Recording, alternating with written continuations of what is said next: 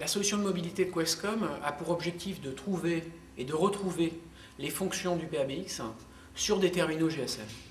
Pour ce faire, on a une application qui s'installe sur les smartphones qui va permettre à l'utilisateur d'accéder à des fonctions de type transfert d'appel, mise en attente, conférence, à partir de son GSM quand quelqu'un cherche à le joindre sur son numéro de SDA au bureau.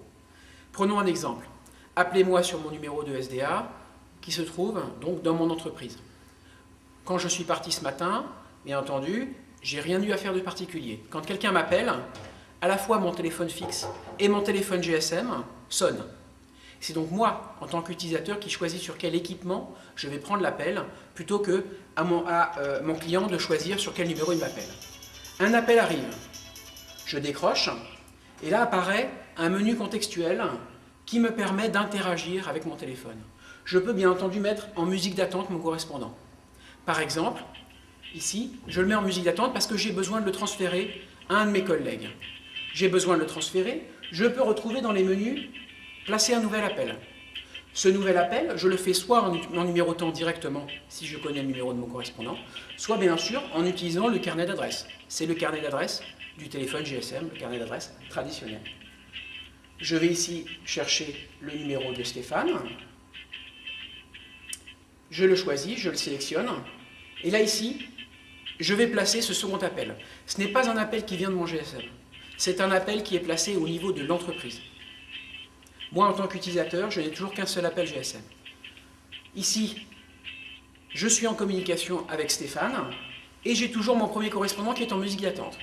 Dans le menu contextuel, je retrouve le transfert, le call swap, c'est-à-dire que je peux passer d'un correspondant à un autre, et puis la fonction transférer, bien entendu. Soit je transfère en utilisant le menu, soit tout simplement j'éteins mon téléphone, enfin je clôt l'appel, et à ce moment-là, mes deux correspondants sont en communication. Et ma ligne GSM est à nouveau disponible.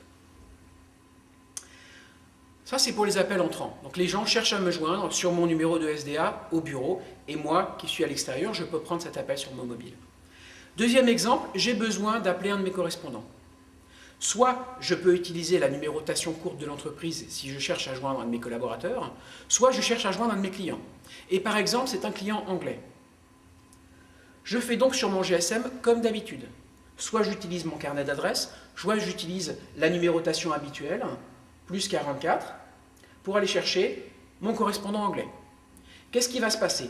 Quand je place l'appel, on va voir ici que l'appel est intercepté et va d'abord se reconnecter à mon entreprise.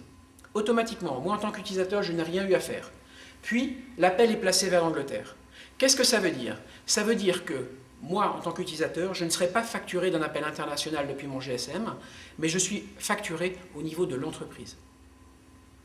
En plus, je présente mon numéro de SDA. C'est-à-dire que mon correspondant va conserver cette notion de numéro unique, puisque je présente mon numéro de SDA à tous mes correspondants, même quand je place un appel depuis le GSM.